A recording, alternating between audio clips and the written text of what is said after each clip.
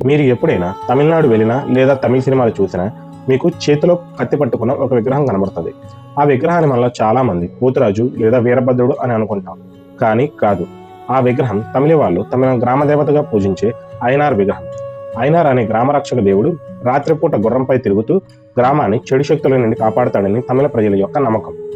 ప్రాచీన ద్రావిడ కాలంలో భూమిపై అమాయక ప్రజలు చెడు శక్తుల చేత ఇబ్బందులు పడుతున్నారని చూసి ఆందోళన చెందిన పార్వతీదేవి తన భర్త అయిన మహాదేవునితో ప్రజలను రక్షించి ధర్మాన్ని నిలబెట్టే ఒక శక్తివంతమైన రక్షక దేవుడిని ఇవ్వమని కోరింది. అప్పుడు శివుడు ధర్మశాస్త్ర అవతారంలో నుంచి అయ్యనార్ రూపాన్ని వెలువడేలా చేశాడు. అదే సమయంలో దొంగల బృందం ఒకటి గ్రామంలోకి వచ్చి దొంగతనం చేసి వాళ్ళని ఎవరూ చూడలేదని అనుకున్నారు.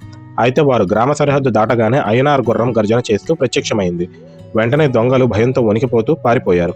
కొన్ని వారాల తర్వాత కూడా ఆ దొంగలు ఆ గ్రామం దగ్గరికి రావడానికి కూడా భయపడ్డారు. అప్పటి నుంచి అయ్యనార్ రాత్రిపూట గుర్రం ఎక్కి గ్రామ పొలిమేరల చుట్టూ తిరుగుతూ ప్రజలను దుష్టశక్తుల నుండి కాపాడుతాడని అక్కడ ప్రజల నమ్మకం. ఆయన గుర్రపు కాళ్ళ శబ్దం వినిపిస్తే దెయ్యాలు, మంత్రశక్తులు, దొంగతనాలు, శాపశక్తులు ఏవీ గ్రామంలోకి రావని చెబుతారు. దొంగలు కూడా ఈయన ఆలయాలున్న గ్రామాల్లోకి రావడానికి భయపడుతూ ఉంటారు. అంతేకాక అయ్యనార్ ప్రజల దేవుడు అవ్వడం వల్ల ఆయన పూజలో పూజారి తప్పనిసరి కాదు, గ్రామ ప్రజలే పూజ చేస్తారు.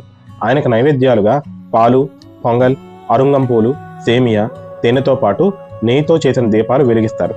అలాగే కోరిన కోరిక నెరవేరితే మట్టి గుర్రాన్ని కూడా సమర్పిస్తూ ఉంటారు. మా కంటెంట్ మీకు నచ్చినట్టయితే ఒక లైక్ చేయండి అండ్ ఇలాంటి మరిన్ని వీడియోల కోసం మా ఛానల్ను సబ్స్క్రైబ్ చేసుకోండి.